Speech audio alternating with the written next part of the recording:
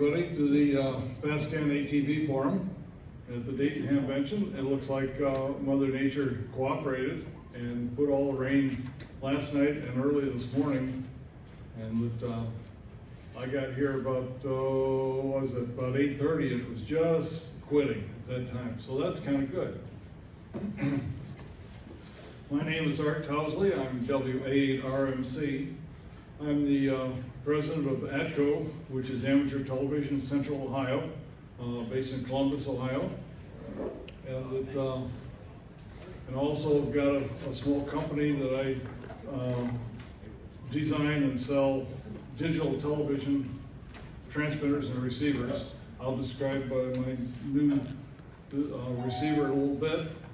I want to give Mel in here first, but I want to say that there was going to be Mike Collis, WA6SVT, was supposed to be here. He's out in California. He's the chief engineer at KCAL in Los Angeles, and his employer would not let him go for the weekend. And he is pissed about that, but the way it turned out is that he bought a ticket, $200 I guess for a ticket, early on, and then his employer says, no, you can't go, you got to work that weekend, but we won't put you on double time. So he canceled refunded his ticket. And a few days before the Hamvention here, his employer says, well, I've had a different change of heart. He says, we can do without you for one day, we'll let you go anyway. So that $200 ticket turned into be over $600. And he's got a cruise plan for the middle of June.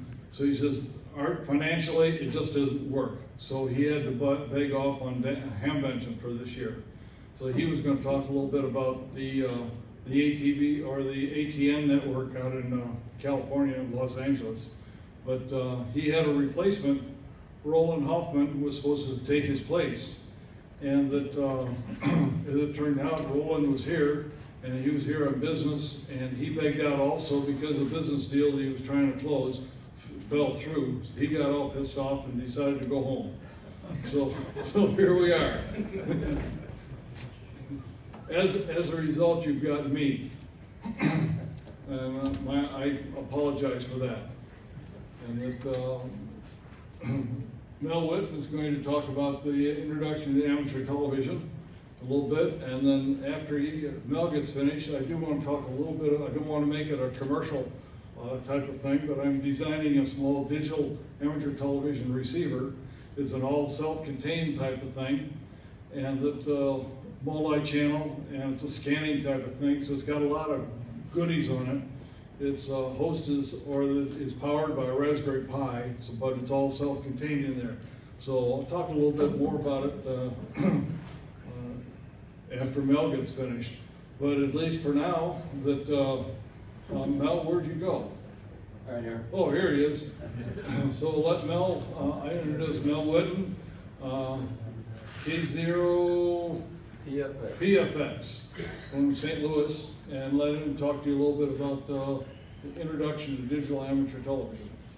Mel? Okay. Thank you, Art. Good morning. Good morning. Good to see a nice crowd here this morning, and a nice blue sky again. We've got a new day. So this morning I'd like to talk to you a little bit about just an introduction to digital video, or DVB-T. There's several versions of it, and even a handheld at one time, and of course satellite DVB-S. And this was terrestrial actually is the better of all of them, which is what we would want to use from your home station. So that's the one I'm going to be talking about today. Just one thing on this station, using just a bunch of equipment here, but my, I don't know if you have a, yeah, here we are. Right in here are some the equipment we're going to be talking about here and up here. The main station, like for example, if you had some of this equipment for working this mode, it would just comprise of these two units right here. I do have an amplifier down here. Here's another homebrew interface down here, and here's some inputs for the transmitter HDMI. So you could get by with just a couple of pieces of equipment right here. and an amplifier. And we'll talk a lot about that as I go along here. So the topics I want to look at is digital video broadcasting standards for ATV, just a little bit on it, and what equipment that you'll need for transmitting and receiving, and the homebrewing an interface, which makes it a lot easier to use the mode because you can get it down to just flipping one switch from transmit to receive. Otherwise, you would have to flip a couple of more switches and antenna changeover and so forth. And then I'll give you some online resources and some publications that I found are very, very interesting to help you learn more about DVB-T. So the FCC rules allow us to use digital television just as we did in the analog world on 4 or 70 centimeters and up. Typical cable channels 57 through 61, and much higher frequencies up on 1.2 gig. There's even people working at 10 gigahertz now and have had very good success up there. It has different variable bandwidths, unlike the FM and AM that we're used to. That was always 6 megahertz wide. In digital, you can go clear down to 2 megahertz. It depends on how you want to operate, what kind of resolution you want to use, and how robust you want to make the signal. It depends a lot on the bandwidth that's used. And 1.2 gigahertz, probably the most popular band after 70 centimeters. A lot of repeaters are split using those two frequencies because they can't use 2 of them on an in-band computer. It's pretty hard to get it through the console that gives you repeater clearance. So this was a European standard. It was developed around 1998 when it was introduced, and it uses very modern compression techniques.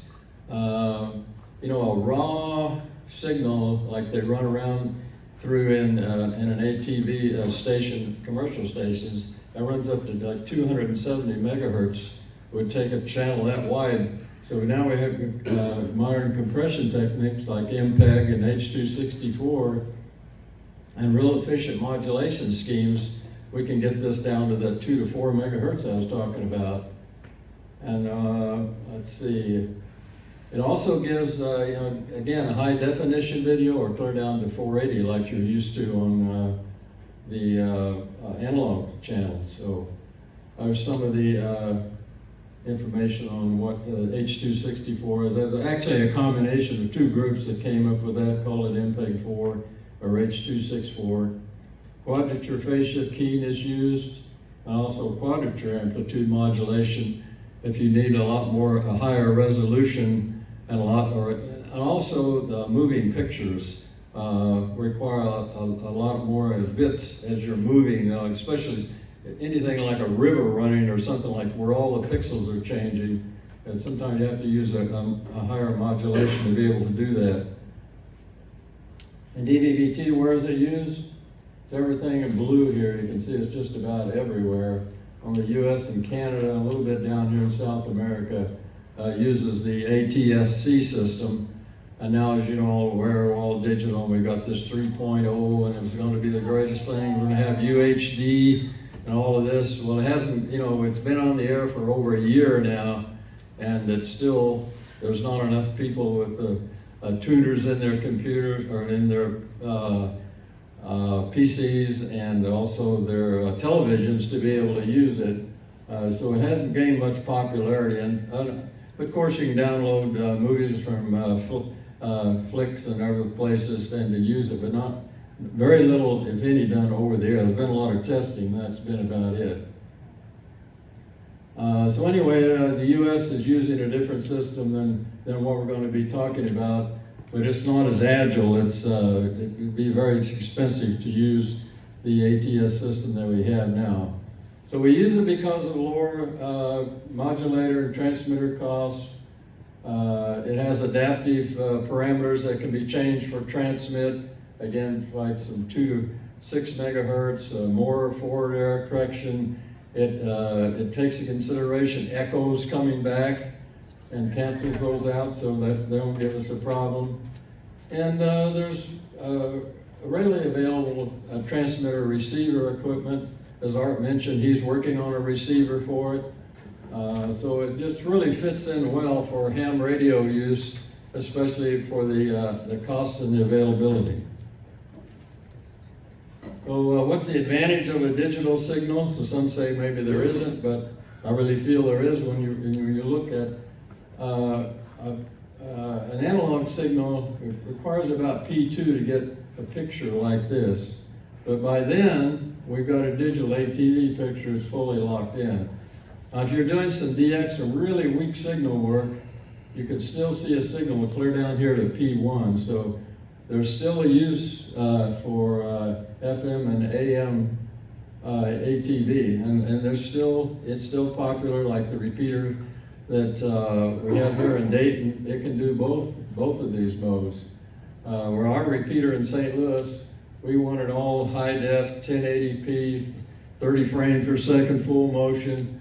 So we stuck with it, and it does work quite well. I'm quite pleased with the way it worked, but of course it doesn't have the robustness that you have with an analog signal way down here below P2. But it does work, it does work above P2 quite well, as you can see here in the curve. So a DVB-T uses coded orthogonal frequency division. That's a multi-carrier system, and it requires a lot of carriers to do that because the modulation itself is a relatively low bit rate or baud rate. So it requires like 1,704 payload carriers, as they call for these frequency ranges or bandwidth ranges here. Requires a quite linear amplification to avoid interfrequency carrier in between these. Otherwise, you get spectrum spreading. And a lot of data errors. So you have to use like a Class A amplifier or an AB amplifier that's down, maybe 10 or 20% of its power output. Well, a typical amateur station, this is from Case H6HTV. We'll talk a little more about him later. You can see you start out with a high-def TV camcorder into a modulator, transmitter, out an amplifier, and up your antenna. Pretty simple. And on receive, and normally most people need a preamp. The receivers require quite a bit of signal, and into a high def video monitor. If you're just getting started and you don't have any camcorder or anything on for high def, you can't use an analog, and the modulators, the high des ones I'll be talking more about today, they have an analog to digital converter, and so you can use that at a lower definition. They work just fine. And then also for the monitor as well. You can use an NTSC or analog monitor with it. So what do you need to get started? I found early on with this company called HiDes. They're in New Taipei City. And they were very open to amateur radio operators. I think California was the first ones to get them, and they've been very cooperative. They made a lot of changes for us over time, and just a great bunch of guys.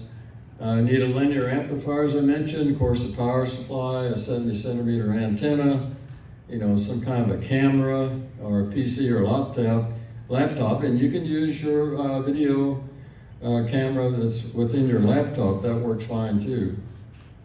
So here's the guys from HiDes. Most of them have American first names. They all speak pretty good English, and they do all their documentation in English. This guy in the middle here is one that does amplifiers for them. Darko's his name. They make a lot of digital video equipment for broadcasting, surveillance, signage.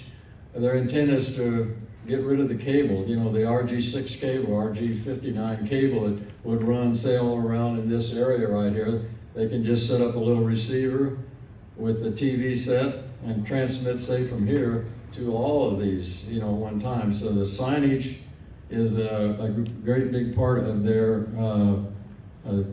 equipment that they sell. As again I mentioned, they're really open to ham radio requests. They recently did one for me, and no problems. They just did it and sent it to me, the firmware, and I updated the firmware. And I think Dave here, who's been working with them too, has found that as well. So where do you find high des? Well, they're on eBay, like everything, right? They sell a lot of different products. They sell a transmitter within the camera, if you want to go that way. A separate transmitter, separate receivers. They even sell a complete transmitter and receiver and a little dongle that you can plug in the side of your PC. Well, here's the typical ones used the most, I think probably one of the more popular ones, and at the least cost, which we all look forward to. The receiver now is $119. It has been on sale one time for $100. You can see on the back of it has an HDMI connector and the CVBS connector, the analog NTSC connectors here, SMA, has different bandwidths here from switch for that. The later ones eliminated this switch, it's automatic. And in the back here on the transmitter, it has a UART connection which goes to USB to serial USB converter, and then plugs right into your USB port on your PC for making adjustments for it and setting up. It has a high and low output, also HDMI again, and NTSC, and power on the left side, 12 volts. Has an SD card, plugs in here. We'll talk a little more about that, where you can make recordings and put on the card. And you can also set this up to use it, output of your transmitter, a receiver, playback, to go right back into your transmitter here. For those, who want to do some recording, have to do some HDMI switching to do that, but I do that at home. So its features include standard 720 and high def up to 1920 with a 16:9 aspect ratio, just like what you see on your TV at home. And all these different bandwidths are available, but the most common ones again is 2 and 6. And then again, it uses this coded FDM with quadrature phase shift keying or QAM16. The most robust one is QPSK by about 4 or 5 dB over these. And a dB or 2 makes a big difference in this mode in the HD TV. It can make a difference between the cliff effect. It'll fall off at a dB or 2. So it makes a big difference on when you're working DX. Its typical output's very low, like 1 to 3 milliwatts. Which again, there's been amplifiers designed for this, work just fine with a lot of gain. And some people ask about, well, what about the call sign? Do we have to send that in CW or something? I said, no, it's always being sent, and it can be displayed on the left-hand screen of your TV at any moment. So it's more than satisfy the requirements for that. It's got good MPEG quality audio, even stereo. As again I mentioned, it has an NTSC input, composite video. And it's got its own personal video recorder. Again, so you can record, just push a button on the on-screen display remote and start the recording. It'll show how many time frame, how many seconds or minutes that it's running. So up to 32 gigabytes, so that's a lot of memory. You can run a very long recording. It'll break it up into about 20 or 30 minute sections. The receiver is installed or set up with an infrared remote, and there's different setups for it here. I wasn't prepared to talk much longer than about 20 minutes, so I don't have any slides showing all of the setups, but it's well documented. It's fairly easy to set up. The main thing is the receiver needs to know what bandwidth that you want to use, like 2 or 4 or 6 megahertz bandwidth. That's the main thing. After that, it sends the transmitter will send parameters to it and make up the rest of the settings for you. Down in the tools sections, there's a place down there to update the firmware. You can put it in the little micro SD card and plug it in and run the firmware, and that's all automatic. So. Now on the transmitter side, this is connected to USB into your run this program called AV Sender. You might say, oh man, look at all this stuff here. Well, that doesn't all apply. They have like a program that fits all of their products, and you're only concerned with the 2 or 3 of these tabs up here. You'll put your call sign in here, and then it'll know what to send. You'll set up your different bandwidth and modulation. This what I call a code rate, which is like the forward error correction, discard channel I mentioned, where echoes can come back in and it won't affect it. 2 or 3 settings like that will show the bits per second down here. That's about all I can show you with this, but again, this is all documented. They don't leave you in the dark like some of the Chinese do. Remember the Taiwan guys, they're the different ones. They sound this, they're entrepreneurs, they're really gung-ho guys, and I really think you can't go wrong using them. You can set up channels too with your remote, so you can just push a button on your remote to change frequencies. The later receivers have switches on the front. You can do it with up and down switches on the front. So a typical ATV station, you need some kind of antenna relay to switch between the two, and unless you're doing full duplex, you wouldn't need the relay.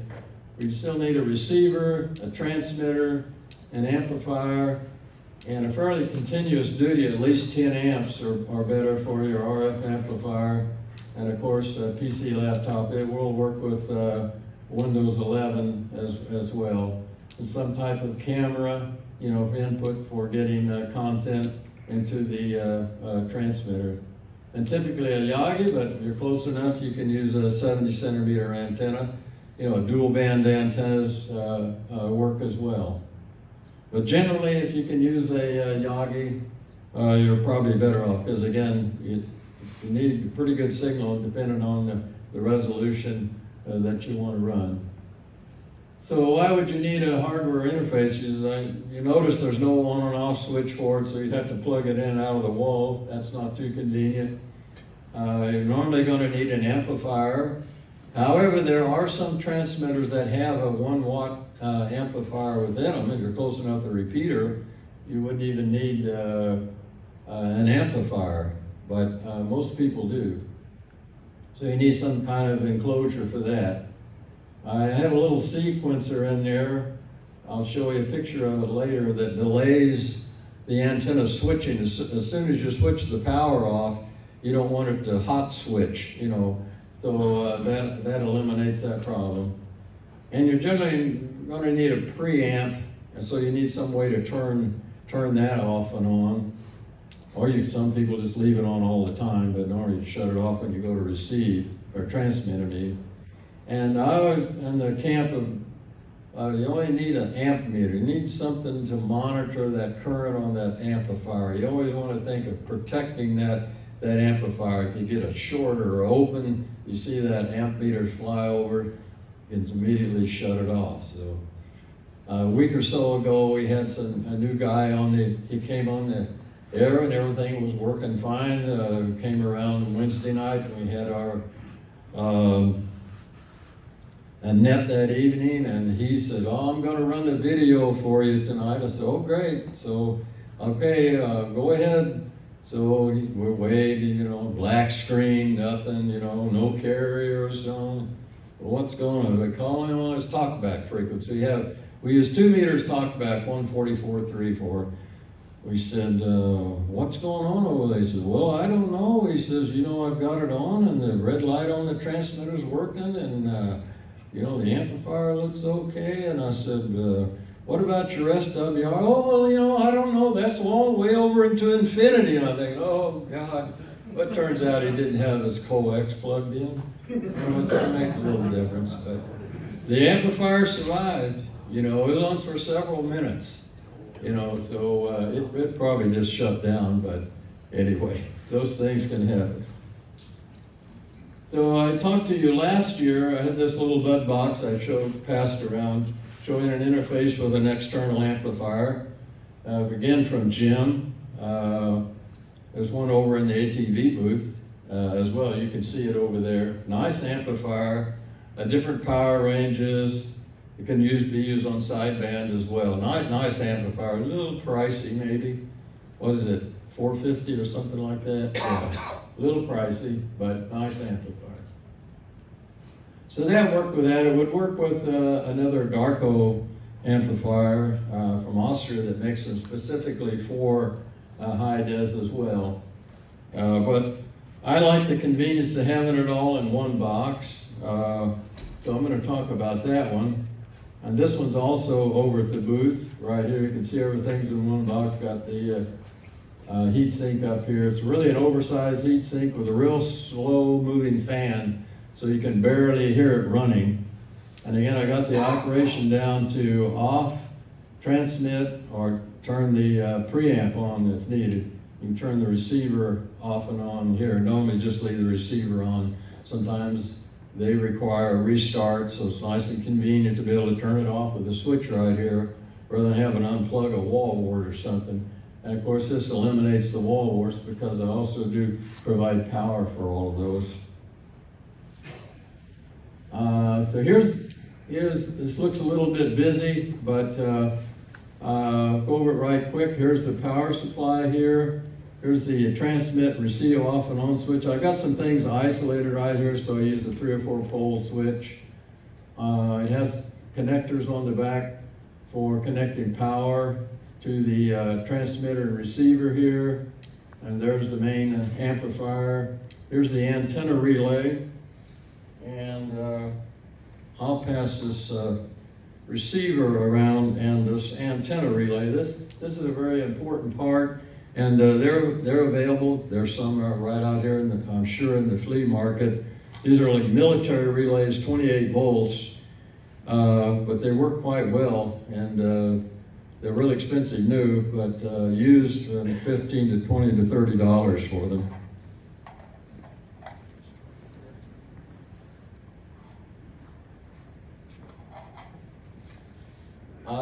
The other thing is the amp meter I just talked about, and it requires an isolation. So I have a little board to isolate. You can't use the same power from your power supply to power the meter as you do for the current for it. So I have this little isolation board to take care of that. But we can't eliminate this now completely. There's other ways to do that, and I'll discuss that. I do discuss that in a information that we have on our website. I'll talk about in a little bit. There's this relay contact protection down here, and a 28 volt, 13 to 28 volts, very small little board for that, so it'll run these military relays. So what we've done on our website, I've got an 80-page homebrewing ATV interface ebook. And this ebook goes into great detail in 6 different parts how to build that interface that I just showed you on the front. It goes from very basic things of what tools to use to the wiring, the assembly of it, how to lay it out and holes for it, et cetera, et cetera. So my whole purpose for doing this was to get people to build stuff, ATVers are pretty good at doing that, but the new people that come in, I find very few of them, but when they do, they don't know anything about, construction per se. And so this is something that they can follow, not quite at the Heathkit level, but it gives them something to follow to build an interface so they can get on ATV. Like here's the one section taken out. I show mechanically, how to lay it out, and there's the tools, and there's the parts. Show a layout of all the parts for it, and there's a typical layout. And this is looking at it from the inside, how it should be laid out on the front with the different connectors on it. And here it is. I'm starting the assembly now, where I put all the boards in here. The latest version of this, we can eliminate this board entirely right here. So it's just down to these two boards right here with all the connectors on the back. And there's the amp meter here and some LEDs. I use a LED with 3 colors, so you see red for transmit, and green for receiving, and yellow when the preamp's on.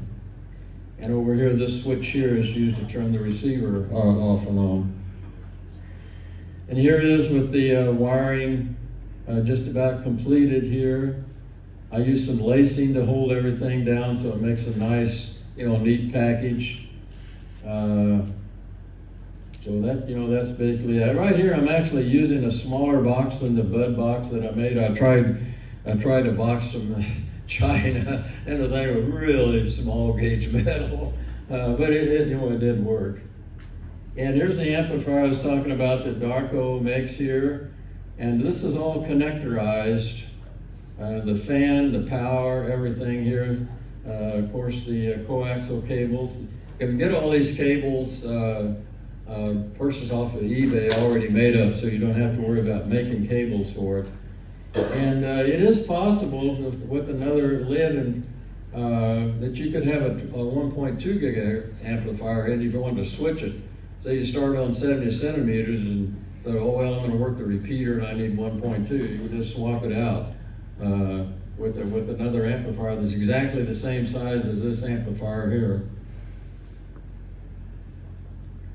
And of course, I have written up about 6 or 7 pages on just to check it out. I'm going to start at the very beginning here of how to check it out so you don't blow up something when you first power it up.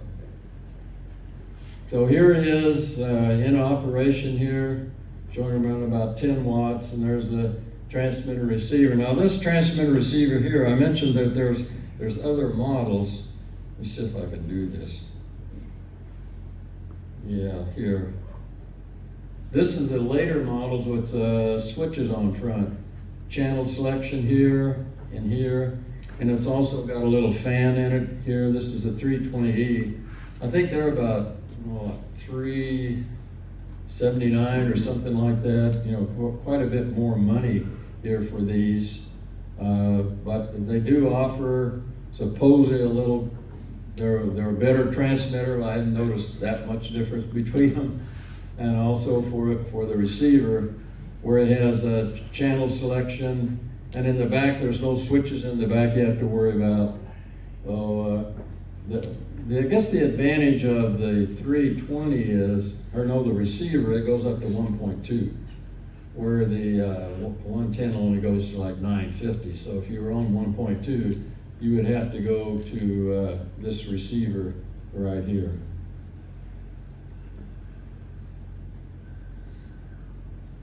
And let's see, you can see the remote down here that can use control receiver.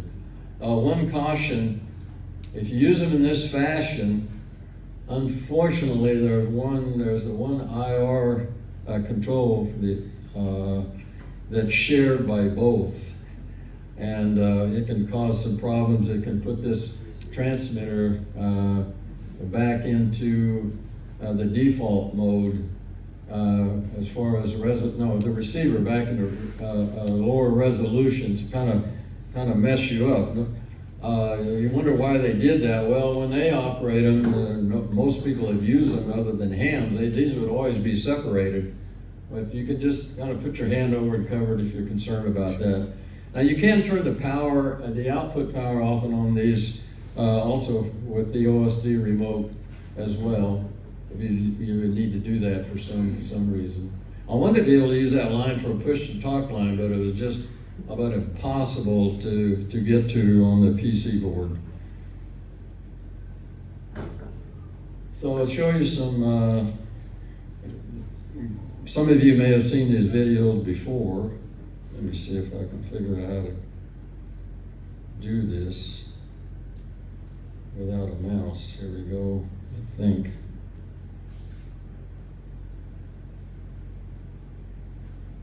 This is an over-the-air recording of one of the guys in our club.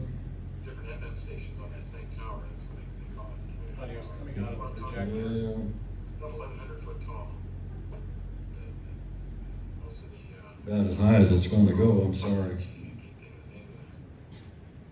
used to go there all the time, and that's where Channel 11 has their antennas on the tower, so now, Channel 11, I think. Anyway, he's talking away there. There's a little glitch right there, but you can see we got really high resolution right here. I'm not sure, he may be, I don't think he's running 1080p here. His transmitter, receiver's right up here, his amplifier is right here. It's just amazing. Now this video was peer-to-peer, and you'll notice it had, if you could hear it, you notice it had really good lip sync. You know, that's the problem, the latency, the audio is always ahead of the video, so you need some kind of delay to keep that happening. Commercially, they do it. Anything over 20 or 30 milliseconds is the max, supposedly, on commercial TV, but you still see that problem.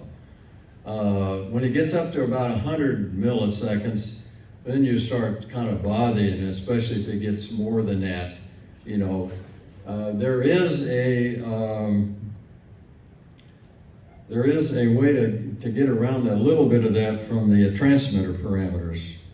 So how much more time have I got? I forget what it is, to 11:30? It goes until 50 after the hour. 11:50. Oh, okay, well, all right. We'll talk a little bit about what the camera options are. Obviously, something like a Logitech 910 or 920 works well with your laptop, or use a camera in your laptop. A camcorder really is the favorite. If you're going to be on ATV too long, you're going to wind up getting some type of camcorder, because they're so portable. You go out and take pictures. You're always looking for content. You know, after a while, people kind of get tired of looking at each other. So you want to find as much content. So when I do some traveling or whatever, I'm doing a walk, you never know what you're going to run into.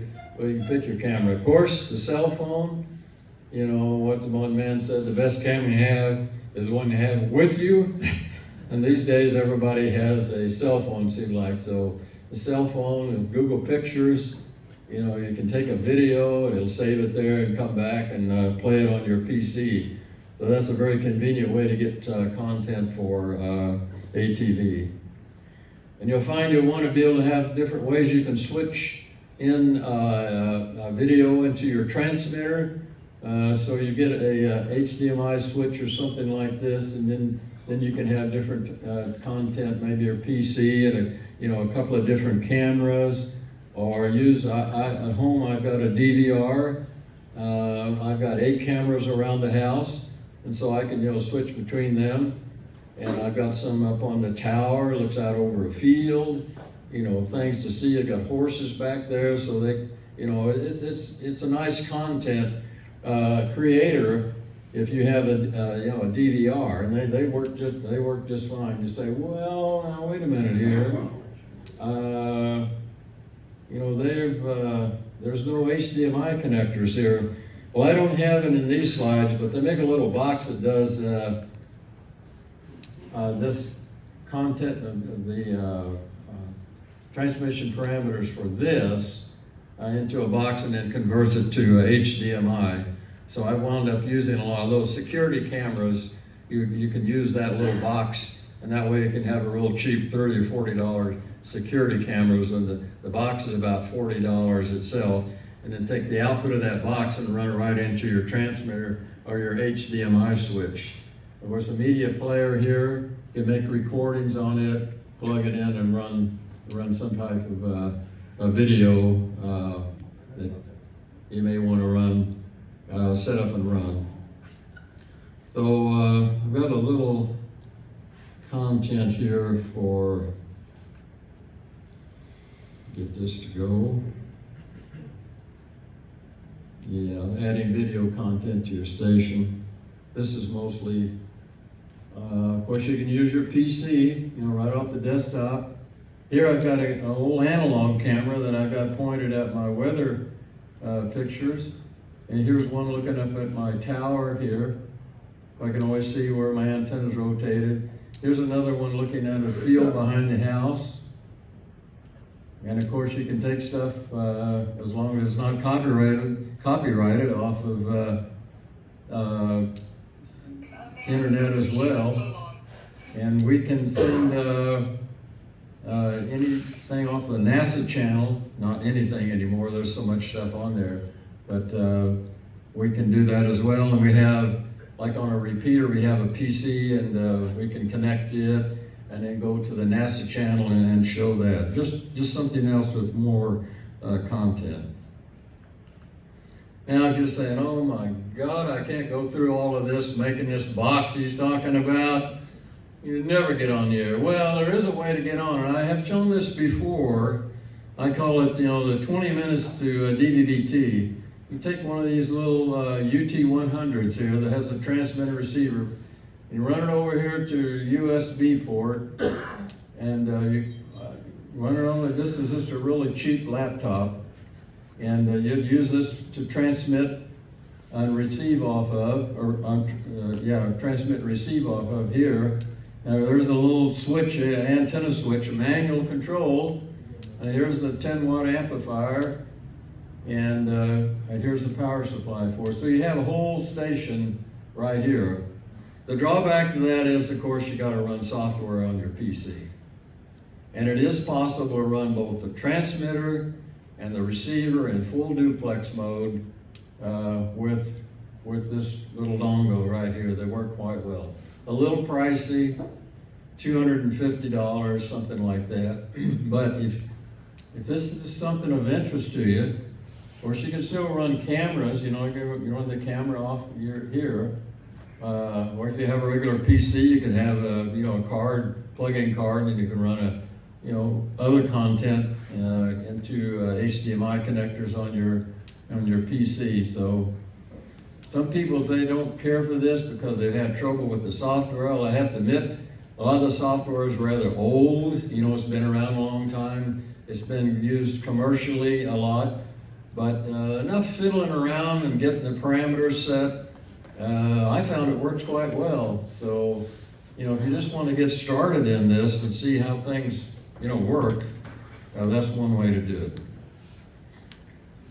Well, I feel like there's always a good picture with DATV. Here's some of the web resources. Jim Andrews is probably one of the first places you need to go. He's got a lot of info on there.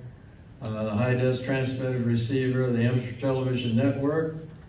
This is my club here, Slats, and our website has a lot of info on high-des. I've got a lot of engineering notes on there, setup stuff for new people. There was a digital group that's just for digital ATV. They're also on DMR and the British Amateur Television Network. You can go to that and you can see some live shots of ATV and the what they do over there. The preamps from Q5, that's from, normally that's from Down East Microwave, but they do nice preamp for it. And I mentioned Darko OU7 DBH, she's the one that makes the amplifiers. He's very versatile too. You want to make a change or something on the amplifier. I had him change the way they were originally mounted because they were very difficult, and he did that. Recently I ordered some, and he's changed the way it's on the heat sink. You can get a complete one with a heat sink. And then, these two books here are kind of the Bibles, especially this one right here from Rody and Schwartz here. If you can find these, they're worth picking up because they go in great detail about how MPEG works and all about the modulation DVB-T. Just both really great books. So the takeaway here is hams are now using digital ATV. It's capable of high-def video, and it's high-quality sound, just like you're watching TV at home. The transmitters and receivers, as I mentioned, are available on eBay, and you can get started receiving for as little as $120. And DATV uses HDMI, so you have, most HDMI pieces of equipment will work. Help is available on the ATV websites and email reflectors. There's my bird dog, and he says, "Am I going to be on TV?" So that ends my presentation. If you have any questions, this presentation will be on Slats after today at Slats Network. And also, of course, the ebook. If you're interested in building, I highly recommend you go through that ebook. Yes? Couple questions. The boxes that you've been talking about when you pass around, they say 5 volts. How much current do they draw? Oh, a few hundred mils, isn't it? I mean, they normally run those off of little wall warts. I think one's a 2 amp wall wart, but the other one's like, receiver's like 350 mils or something like that, But anyway, this box, that takes care of all that. You don't have to have wall warts, you just plug them in the back. Yeah. Second question, if I were to set it up on 440, and I wanted to set up just a regional area, a search area for looking for a kid or something like that, what sort of range, point to point, if I have like a GP9 antenna as my transmit and receive site, and then the people out there would have just a single quarter wave on 440 off their helmet or something of that nature? Well, again, that all depends on terrain. You're gonna be in a wooded area. It might be wooded, but it's typically pretty flat, and you're only searching over a mile to a mile and a half. Yeah. Well, something like that, you probably want to get a transmitter that has that 1 watt amplifier in it. Okay. And gee, I don't know, Dave, maybe a mile or two, Okay. It depends again on the gain of your antenna. You might want to get a gain of antennas 6 to 9 dB or something like that, The GP9, Yeah. that's what I have at the central site. On Yeah. the pole, 55 feet up in the air. Oh, yeah. You know. Yeah. Right, an HV 320E with an amplifier.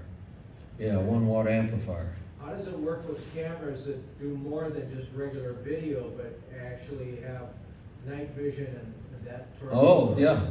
Mhm. Will it still work with that? Oh, yeah, sure. Any HDMI compatible. There's like 14 different resolutions that you can use, and if you try to use one it isn't, it'll tell you, it won't, you can't transmit that. So, any other questions? Okay, thank you very much. Thank you.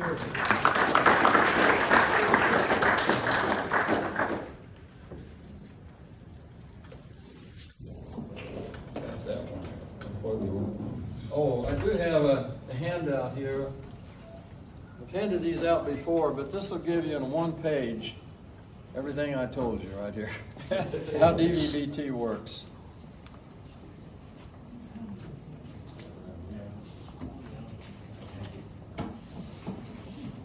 Well, thank you very much, appreciate it, a very good talk, and hope everybody gets on digital amateur television. And one thought that comes to mind that when the gentleman was asking about the distance, how far can you go with a watt or 2 watts or so, it's usually line of sight or 1 tree. Okay? I understand. Did that help any? Yes, I understand. I've got, on our repeater in Columbus, Ohio, I've got the advantage of the fact that the repeater's up 650 feet above street level. So we've got good altitude, but I live 15 miles away and I receive the signal very, very well with my antenna, which is only 20 feet off the ground in that particular situation. So elevation means an awful lot. Okay, what I'd like to talk a little bit about, I do not have any slides. I wasn't prepared to doing any talking because I thought I'd have a couple other presenters. Mel did a great job, but our others kind of backed out a little bit, so I got to fill in. But I do want to talk about a little bit about the receiver that I'm designing. And that I don't want this to be an ad for the receiver, but at least this is a work in progress. I am designing a complete digital amateur television, complete receiver, self-contained, no computer or else required. It's got dual inputs. It does both DVB-S and DVB-T. It will scan up to 7 channels on the input, and when it is not receiving an RF signal, it automatically will switch to a slideshow of images, up to 7 images on the slideshow, timed between images of your selection in the menu, so that and when an RF signal shows up, it will automatically switch to the RF signal, receive, and then and suppress the slideshow. So it's a combination slideshow, 7 channels, and up to 7 input channels on the 7 RF input channels. 1 DVB-T input and 1 DVB-S input, but you can have a number of inputs besides that. The frequency is variable on the DVB-S. It's about 900 through 1200, or 800 through 1000, and I'm sorry, 800 through 2.1 gigahertz, and on the DVB-T, it's 50 to 700 megahertz. So basically, on the 432 channel, on the 70 centimeter is DVB-T, and on the DVB-S is for 1200. That I'm still working on it. That I did the hardware design, and the software is a work in progress. Now, software, as many of you do know, takes a long time, and it takes even longer to make it right. So, and the person that's doing the software also has a real job. And so when he comes home at night, sometimes he's not interested in doing software for this. He'd rather watch television. So you have to understand that. And then in the middle of the whole thing, COVID showed up. So I got a 2-year lapse in the design effort. But when we're finished, I'm a nonprofit company, so any money that we receive from the sale of the unit goes into buying parts for the next design. There's no profit in the whole thing. The software will be open source.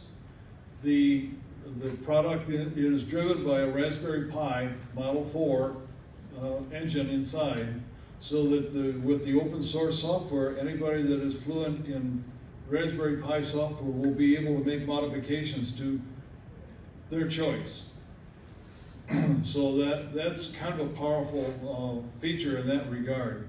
And again, it's a standalone type of product. Have not set. Yeah, go ahead. Sorry.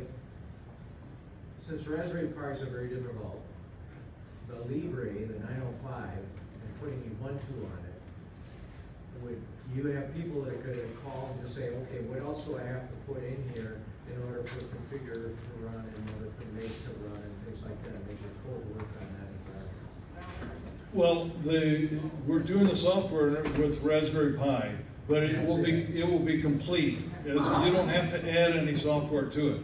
The product will be complete as it stands. The Libre is different hardware than the Pi, and so there you're going from 32-bit to 64-bit. It runs faster and it's double the RAM and everything else, and it's available. It's $35 more. So that's what I'm looking for, is to be able to talk to this person, your software person, and say, okay, these are my changes in my drivers. What do I have to put in to make my config, and then something in my make, and I can recompile and I can make it within this hardware. The GPIO is almost identical. Okay. If you're using it, the USBs are almost identical, but they are different drivers. But I'm actually working with Asterisk, and I've had to migrate over to the Libre because I can't get this thing to work. Okay, I can't answer your question from that standpoint. I do know that from a mechanical configuration, you wouldn't be able to just take out one board and put the other board in. I can look into see what else is available, but we're pretty much locked into the Raspberry Pi at this particular point. Unfortunately, that Raspberry Pis are not available. Right. Now I just got a note that the Raspberry Pi is going to be available in the start of the third quarter of this year. I got an order for 100, and I've had my order in from a year ago last April. Yep. Okay, and I've been promised August delivery. Yep. So it's an ongoing thing. I don't trust that I'm gonna get any in August. However, we've got to fight that also. So it's going to be an issue, and but it's something that we're working on, and we wanted to create a standalone product that is usable in the United States as opposed to something that's offshore. The Taiwan products are nice, but there is an international issue. And that we're trying to bridge that particular aspect. Are you putting in a TR switch in there to automatically? In this part, no, I'm not, but, and it's one project at a time. So I want to finish this first, but I have designed a DVB-T transmitter, just a board only, and we've discontinued that because of the volume and so forth. But the talk now that I'd like to entertain is to come up with a new spin to that board, include a power amp on that and a TR switch and everything, so that new transmitter can sit side by side to the receiver and work and be compatible and have a complete station. Or maybe repackage the whole thing to put the transmitter and the receiver in the same package. I'd like to do that, but again, I gotta get this thing done first. Sure. But, so that's, it's kind of tough, and we've got a bunch of challenges in there, but when we're finished, I think that this is gonna be something that everybody, or not everybody, but the majority of people are gonna want. And also the fact that it's Raspberry Pi software. If you're fluent in that, you can maybe can't recreate a lot of major things, but you can make minor changes that would be what you would want there. Yeah. So, any questions that I can entertain, either on either this or anything else? Sure. You have a webpage for that or something? Yes, I do. It's datv-express.com. And right now it's still in some flux. We're changing it around a little bit, but I'm going to try and publish updates to the design of this. And I'm very, very hesitant to give you prices, but and I don't want to do it to this point. But I'm working very, very hard to make sure that the total price of this is under $200. And so I know that you can't buy any other receiver for that price today. Could you give that website one more time? Sure. I want to get my ink back. Yeah, datv-express.com. We'll try and keep everybody up to date on that. Sure, go ahead. Is the software written in Python?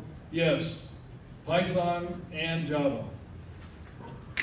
One of the problems that the BATC has got a receiver that you can come up with. BATC offers stuff like that, but they don't like to develop finished products. So you can buy the blank board, you can buy the key parts, put it all together as a kit, and everything's together. Okay.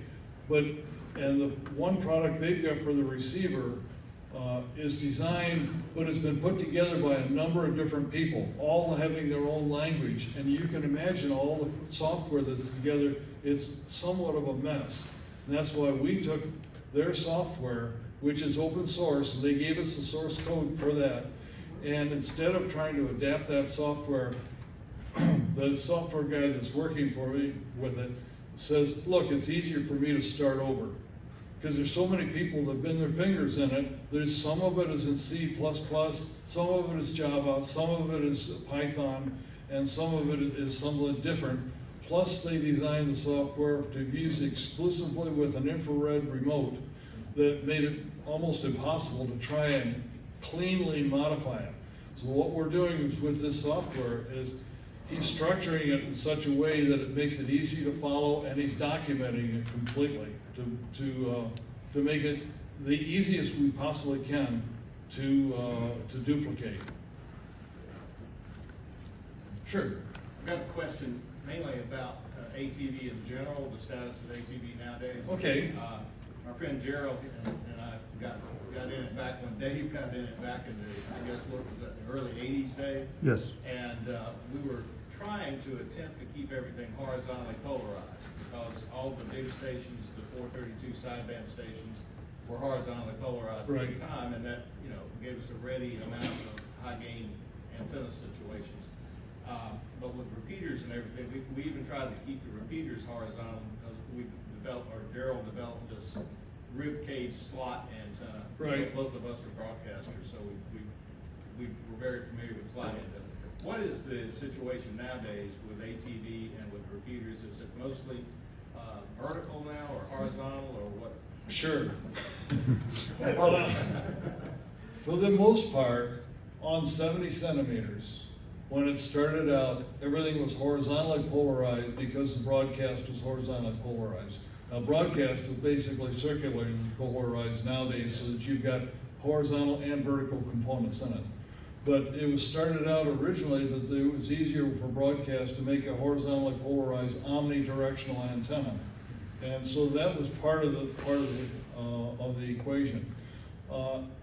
In general now, it's for the most part, if it's on 70 centimeters, it's horizontally polarized because it's fairly easy to get a slot antenna or a rib cage antenna or so forth. Anything other than that is pretty much vertically polarized. Our repeater in Columbus is horizontally polarized on 70 centimeters.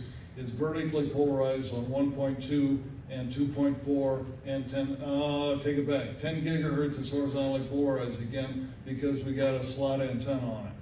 But for the most part, it's easier to make and buy vertically polarized antennas. So for repeaters, if you're going for anything other than 70 centimeters, vertical antennas are the best bet. But that's not a hard and fast rule. That's a general rule. Any other comments at all? Sure. Are there any active forums for ATV enthusiasts? Here's the problem. I live in eastern Pennsylvania, or central eastern Pennsylvania. 20 years ago, I was heavily invested in amateur television, 120-foot tower, 88 element JB. And there were 4 guys that we could talk to locally. 3 of them are now deceased, and the other one got rid of his equipment. So my stuff's been sitting there idle. There's no one to talk to on analog TV. Right. I hear rumors of people wanting to get into digital locally, but I don't know how to find them. Are there forums? Are there news groups? I do want to say analog TV is still alive for the most part. People that have older analog equipment, take it out of the closet, dust it off, put it on the air, and use it. In Columbus, we do have both analog and digital output. We did not remove the analog component. As far as the forums are concerned, Dave, I forget we do have a forum on Zoom every Wednesday night at 8 o'clock. Zoom is not amateur television, per se. That's a different subject, but it is a good communication medium that we have at least 15 to 20 check-ins every Wednesday night at 8 o'clock. We talk about a variety of different things, mostly digital television related. And Dave, do you know what the ID is? Yes, I'll give him that information after this forum. Yes. And we have some folks from Pennsylvania checking in, along with New York and other parts of the country. So I'll give you that information after the forum. Yeah, that's all over the country. It's not just to Columbus, it's a Columbus and Dayton that originated there, but we've got people from all over the country that participate in that. And actually, no, I was going to say other countries, but it's just U.S. currently right now. But I know the question that Mel brought as far as DVBS or DVB-T, which one should you use? That's almost a topic of discussion by itself. But which one is better? In my opinion, they're both the same. So you get some advantages with DVB-S because the power, the amplifiers don't require as much linearity, and therefore you can run them a little bit higher power, closer to saturation, so you get a little bit better power out of it. But DVB-T gives you better echo cancellation, multipath, and there's a number of other things, both pros and cons on both, and the net result is they're roughly the same. So I wouldn't try and zero in on just DVB-S or DVB-T because one is better than the other. They do say that the echo cancellation for DVB-T is supposed to be better because of the multi-carrier type of arrangement. In my opinion, that only holds true in mountainous areas. If you get a reasonably flat terrain, the echo cancellation is a non-factor. If you get into metropolitan areas, they say, well, you got tall buildings and so forth, and you get some cancellation in there, that's a multipath that presents a problem. Usually if you're using a gain antenna at the receive end, you can put your antenna at the source, and so that in itself is a lot of multipath cancellation by itself. So you don't have to worry about multipath. So that becomes a non-issue. And so on, but we can go on with discussions in that area, but that's that's in general, they're both roughly the same. That's why in this receiver I've got both. And that makes it nice because on the same band, you could connect one antenna to DVB-T, the other to DVB-S, and look at a source to the other side and compare them in real time. I'm out of time, but I'm willing to talk more on an individual basis if you'd like. Thank you very much for coming, and it looks like a good Hamvention.